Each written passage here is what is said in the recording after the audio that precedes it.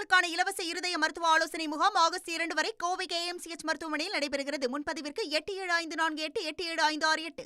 சென்னையில் ஆபரண தங்கத்தின் விலை சவரனுக்கு 480 ரூபாய் அதிகரித்துள்ளது. சந்தை நிலவரப்படி ஒரு சவரன் தங்கம் 73,360 ரூபாய்க்கும், 1 கிராம் தங்கம் 9,170 ரூபாய்க்கும் விற்பனை செய்யப்படுகிறது. வெள்ளி விலை 1000 ரூபாய் உயர்ந்து 1 கிலோ 1,26,000 ரூபாய்க்கும், 1 கிராம் 126 ரூபாய்க்கும் விற்பனையாகிறது.